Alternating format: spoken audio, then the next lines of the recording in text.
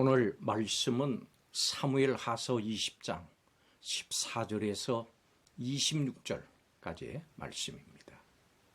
오늘 이 말씀에는 세바의 반란이 진압되는 과정, 그리고 다윗 왕실 관리들의 명단으로 이루어져 있습니다.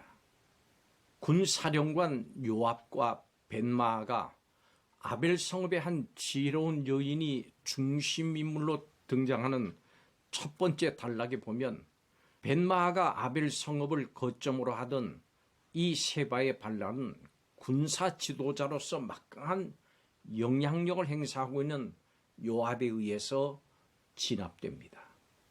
아벨 성읍의 지혜로운 여인은 반역의 우두머리인 세바를 넘겨줄 테니까 아벨 성읍을 멸하지 말아달라고 요압에게 부탁을 합니다.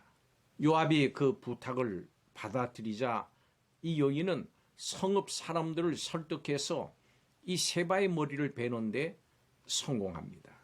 이 여성은 협상의 기술 또는 화술을 뜻하는 지혜 있는 사람으로 소개되고 있습니다.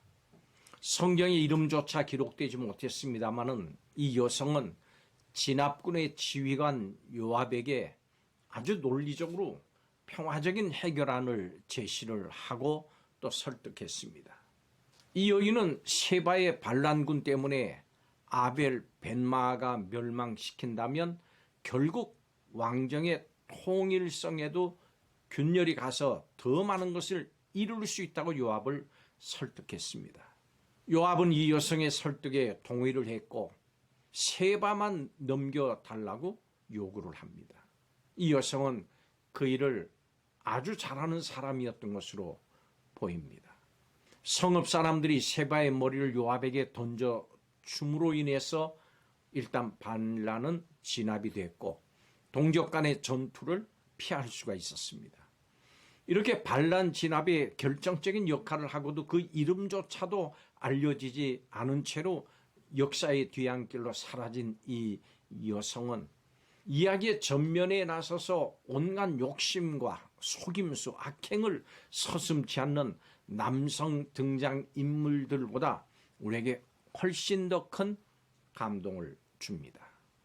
오늘 우리가 살아가고 있는 이 시대의 교회는 교회 밖에서는 세상의 교회를 비난을 하고 교회 안에서는 세속화의 물결이 몰아치고 있어서 과연 내우외환이라고 하는 말이 참으로 교회에 적절합니다. 자, 그렇다면 교회는 어떻게 이런 현실의 어려움을 이길 수 있을까요? 오늘 말씀을 통해서 살펴보겠습니다. 첫째로 일꾼을 통해서 어려움을 이길 수 있습니다. 하나님께서는 어려움을 겪는 교회에 충성된 일꾼을 보내주십니다. 반란을 일으킨 세바로 인해서 아벨 성은 큰 위기에 빠졌습니다. 요압은 그 성읍을 둘러서 토성을 쌓고 성벽을 허물어뜨리려고 합니다. 아벨 성을 위기에서 건진 것은 한 지혜로운 여인이었습니다. 이 여인은 요압을 마주해서 지혜롭게 그의 공격을 막아냅니다. 이와 같이 하나님은 충성된 일꾼을 통해서 위기에 빠진 교회를 도우십니다. 하나님은 교회의 아픔을 자신의 아픔으로 여기고 애통하는 자들을 세우십니다. 하나님은 냉소적인 자를 결코 사용하시지 않으십니다. 교회를 세우기 위해서 자신의 삶을 던지는 사람을 사용하십니다. 그러므로 여러분, 방관자가 되지 마십시오. 교회는 우리의 가족이고 우리의 몸입니다. 하나님은 교회를 위해서 울면서 기도하는 충성된 이들을 통해서 교회를 세워 나가십니다. 두 번째로 말씀을 통해서 어려움을 이길 수 있습니다. 하나님은 진리의 말씀을 통해서 세상의 핍박과 교회의 타락을 막으십니다. 세바는 대단한 정치력으로 대부분의 이스라엘 사람을 자기 편으로 만들고 견고한 아벨 성을 주둔지로 삼았습니다. 진압군이 쉽게 공격하지 못할 성 안에서 세바는 추종자들과 함께 성공을 도모했습니다. 그렇지만 이름을 알 수 없는 한 여인으로 말미암아서 그 계획은 수포로 돌아가고 말았습니다. 이 여인은 요압을 설득해서 성에 대한 공격을 멈추게 했고 성읍 사람들의 마음을 돌이켜서 세바를 진압군에 넘겨주도록 했습니다. 이 지혜로운 여인은 요압과의 담판에서 요압의 행동이 여호와의 기업을 삼키려는 행동이라고 호소를 함으로 요압을 물러나게 만듭니다. 여인으로 인해서 요압은 전투력 소모를 피했고 성읍 사람들은 전쟁 중에 입을 피해를 모면을 했습니다. 이렇게 하나님의 은혜로 반란이 진압됨으로 다윗 왕권은 안정됐습니다. 한 여인의 지혜로 인해서 이 성은 위기에서 벗어날 수가 있었습니다. 교회는 하나님의 말씀과 하나님의 사람으로 핍박과 어려움을 이겨냅니다. 성경을 품에 안고 순교의 길을 걸었던 선교사들과 우리 믿음의 선진들을 생각해 보십시오. 말씀의 능력이 세상을 이깁니다. 청년이 무엇으로 그 행실을 바르게 하겠습니까? 하나님의 말씀을 따라서 살 때만 가능한 것입니다. 진리의 말씀이 승리의 비결이고 원동력이라고 하는 사실을 명심하십시오. 그러므로 진리의 말씀에 굳게 쓰십시오. 우리는 말씀으로 세상을 이깁니다. 성경 공부를 통해서 구원의 진리와 거룩한 삶의 원리를 배우고 가르치십시오. 거룩한 지식이 거룩한 삶으로 이어지는 겁니다.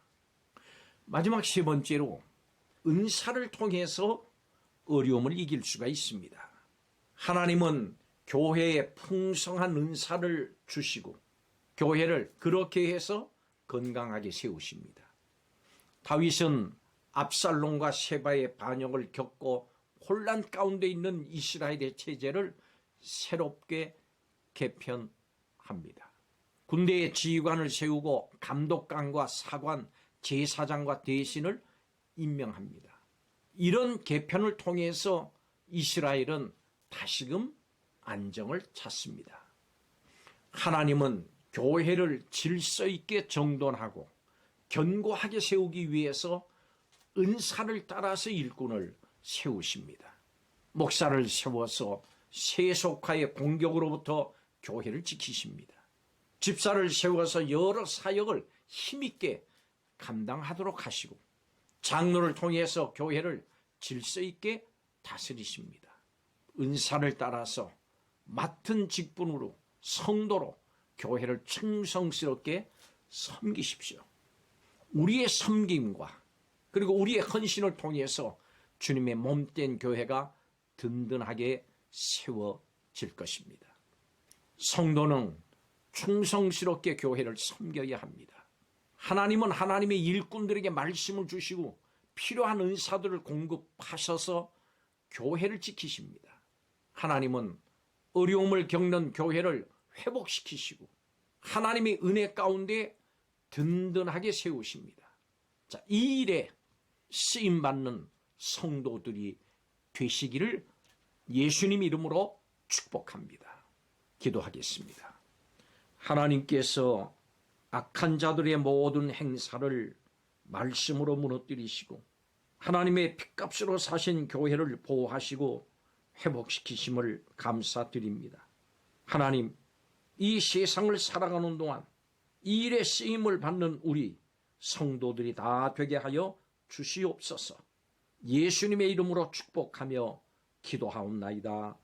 아멘.